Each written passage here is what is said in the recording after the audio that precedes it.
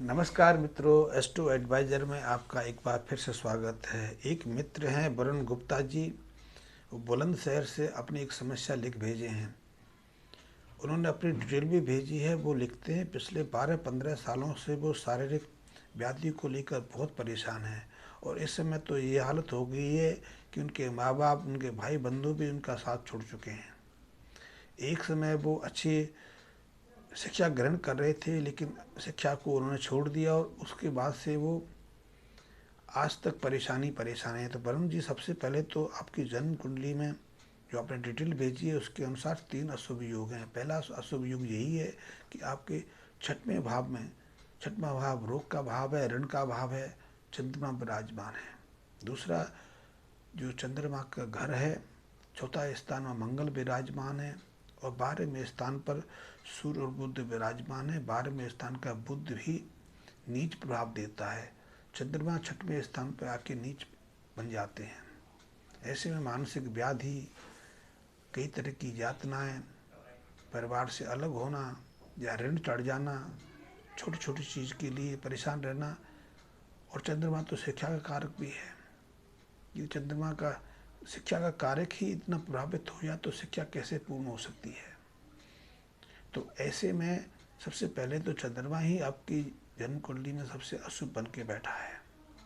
छठवां स्थान केतु और बुध का घर है और केतु बुध चंद्रमा की शत्रुता रखते हैं। ऐसे में चंद्रमा कैसे शुभ प्रभाव दे सकता है। लाल किताब तो कहती है कि छठवें स्थान के चंद्रमा पर यदि मंगल की दृष्टि पड़ रही हो, मंगल का शुभ कुल प्रभाव पड़ रहा हो, तो ऐसा व्यक्ति निश्चित रूप से मूत्र संस्थान संबंधी रोगों से पीड़ित हो जाता है, किडनी से संबंधित रोगों से पीड़ित हो जाता है, डायबिटीज हो जाती है, मूत्र पर नियंत्रण नहीं रहता या वो नपुंसकता का शिकार हो जाता है। और इसीलिए लाल किताब तो कहती है कि जो बच्चे रात्रि को बिस्तर पर मूत्र त्याग कर देते हैं, आपने बहुत बच्चों को देखा होगा जो 15-18 साल की उम्र में भी रात्रि सोते सोते मूत्र त्याग कर जाते हैं। तो एक पुरानी कहावत, पुरानी मान्यता है, आपने भी सुनी होगी कि ऐसे बच्चों को हम तिल खाने के लिए कहते हैं। तिल केतु का कारक है और निश्चित रूप से ऐसे बच्चों को यदि काले तिलों का नियमित सेवन कराया जाए तो उनकी मूत्र त्याग की इच्छा छूट जाती है। खैर, इस विषय पर मैं कभी फिर विस्तार से विचार करूँगा। तो चंद्रमा छठवें स्थान के हैं, वो कई तरह की व्याधियाँ देते हैं। ऐसे ऐसे लोगों को मानसिक पीड़ा, मानसिक रोग सहजता से हो जाते हैं। लगता है कि आपने जो लक्षण लिखे हैं वो इसके जो फेविया रोग के हैं। एक ऐसा मानसिक रोग है जिसमें व्यक्ति अपने आप से डरने लगता है, दूसरों पर वहम पाल लेता है, दूसरों से लड़ना झगड़ना शुरू कर देता है, वो सनकी बन जाता है।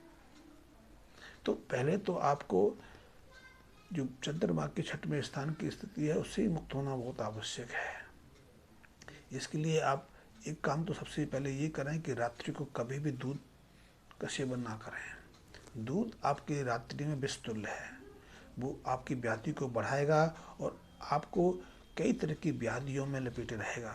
आप मानसिक रूप से कभी स्वस्थ, कभी सहज अनुभव नहीं होंगे, आप में उत्सुकता रहेगी, उतावलापन आ जाएगा।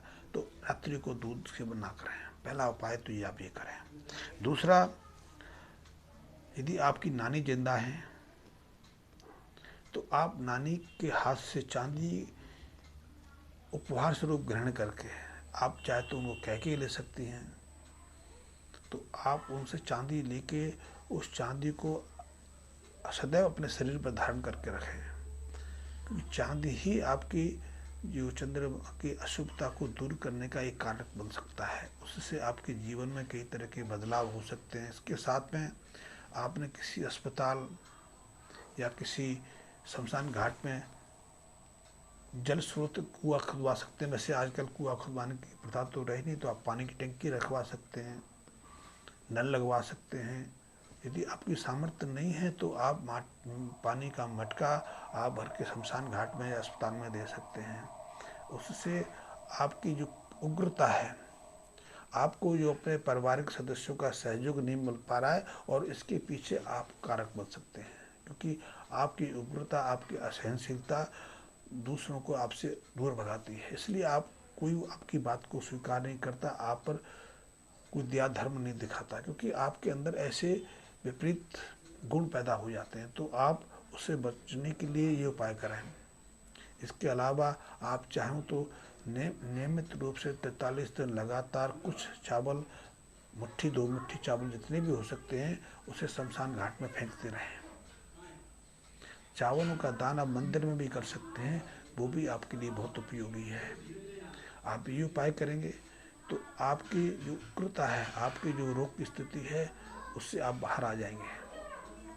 अब आपकी रही दूसरी समस्या कि आपको कोई सहयोग नहीं दे रहा है, आपके घर परिवार ने, आपके माँ बाप ने आपसे मुंह फेर लिया है, तो उसके पीछे बुध 12वें स्थान पर सूर्य के साथ में है। सूर्य पिता का कारक है। 12 स्थान पर 12वां स्थान है बृहस्पति का है, शुक्र का घर है। और 12वें स्थान का जो सूर्य है, सूर्य के बैठने से व्यक्ति के विचारों में अस्थिरता रहती है, वो निर्णय बदलता रहता है। सुबह वो बहुत शांत प्रेम भाव से भरा रहता है, लेकिन दोपहर तक आते आते उसके अंदर उग्रता आ जाती है, वो लड़ने झगड़ने पर उतारू हो जाता है। एक समय में माँ बाप की सेवा करता है, पैर दबाता है, सब कुछ करने को तैयार होता है, लेकिन दूसरे पल वो उनसे गाली गलौज, लड़ने झगड़ने पर आतुर हो जाता है। ये सूर्य के अशुभ प्रभाव में ग्रसित होने के कारक हैं। और बुध भी 12वें स्थान के शुभ प्रभाव देता है। 12वें स्थान का बुध भी उल्टी खोपड़ी की प्रवृत्ति देता है, इसलिए विचारों में एक तारतम्यता नहीं रहती है, विचारों में कुछ ना कुछ उलझन बनी रहती है। तो इस जो 12वें स्थान के बुध को शांत करने के लिए भी हमें कुछ उपायों की आवश्यकता है। तो इसके लिए सबसे पहला उपाय तो ये है कि आप तांबे की बर्तन लें, उसमें साबुत मूंग की दाल भरें। वैसे ये उपाय तो आपको निरंतर 43 दिन करना चाहिए, और 43 दिन के लिए आप 43 तांबे के छोटे छोटे बर्तन, बड़े जो आपकी सामर्थ्य हो वो आपको लेने चाहिए। अन्यथा आप तांबे का पात्र लें, उसमें साबुत मूंग भरें। और यदि आपको 43 दिन तक इस उपाय को नहीं कर सकते तो 43 सप्ताह इसको प्रयोग कर सकते हैं। तो तांबे के पात्र में साबुत मूंग भर के और उसके ऊपर तांबे का ढक्कन लगा के उसको सील बंद करा दें, उसको टांका लगवा दें, टांका पीतल का लगवाएं या कली का लगवाएं।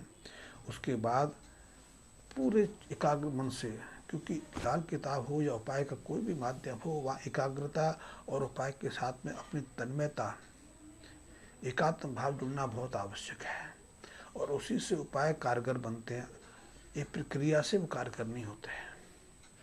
तो उस तांबे के पात्र को साबुत मूंग सहित आप जल प्रभावित करते हैं। इससे बुध की जो उतावलापन है, बुध का जो अशुभ प्रभाव आपको मिल रहा है, जिसके कारण आपके जीवन में कई तरह की विपरीत परिस्थितियां निर्मित हो रही हैं, तो इस उपाय को करने से आपकी वो समस्या भी दूर हो जाएगी। इसके अलावा आप 8 फूल लें, चाहे तो आप गोला ले सकते हैं, नारियल जिस पे से हमने छिलका हटाया होता है। आप एक नारियल गोला ले सकते हैं, 8 नारियल भी एक साथ ले सकते हैं। उन 8 नारियल को आपने एक सफ़ेद वस्त्र में बांध के 1 मुट्ठी चावल, 1 मुट्ठी साबुत मूंग की दाल उसमें रख के उसको पोटली बना के आप किसी मंदिर में दे सकते हैं। इसके अलावा आपको छोटी छोटी कन्याओं की सेवा करना, उनका आशीर्वाद लेना भी आपके लिए फलीभूत हो सकता है। आप यदि किन्नरों का आशीर्वाद लेते रहेंगे तो भी आपके जीवन में कई तरह के बदलाव आ सकते हैं। वैसे तो आपकी उम्र अभी 40 के आसपास हो गई है, आप अधेड़ उम्र में तो प्रवेश कर चुके हैं। तो अब ऐसे में आप अपने व्यवहार बर्ताव में यदि कुछ साम्यता ला देंगे तो जीवन सहजता से निकल जाएगा। आपकी उग्रता आपको ज़्यादा परेशानी में की तरफ ढकेलेगी, आपको किसी का सहयोग नहीं मिलेगा। तो इसके लिए जीवन में कुछ करें ना करें, अपने अंदर सौम्यता अवश्य लाते हैं, और सौम्यता लाने के लिए बुध चंद्र के ये उपाय आपके लिए बहुत कारगर साबित होंगे। वैसे यदि आपने विस्तृत जानकारी मांगी है तो मैंने आपको अलग से भेज दी है, कि छोटे वीडियो में विस्तार पूर्वक हर विषय पर चर्चा करना थोड़ा मुश्किल रहता है, असंभव हो जाता है। और यदि जीवन में अभी भी करने की यदि आप क्षमता रखते हैं तो पहले स्वस्थ करके अपने को, उसके बाद उस पर विचार कर सकते हैं कि वो भी सहजता से संपन्न हो जाता है, क्योंकि लाल किताब एकमात्र ऐसा साधन है जो समस्या का समाधान ढूंढती है। वो फलादेश में, फल कथन में भरोसा नहीं करते। यदि कोई ग्रह दशा ऐसी अशुभ बनी हुई है तो उस ग्रह दशा को, उस ग्रह को अपने अनुकूल बना सकते हैं, उनसे अपने मनोकूल प्रभाव ले सकते हैं और अपने जीवन में हम बदलाव ला सकते हैं। तो ये बहुत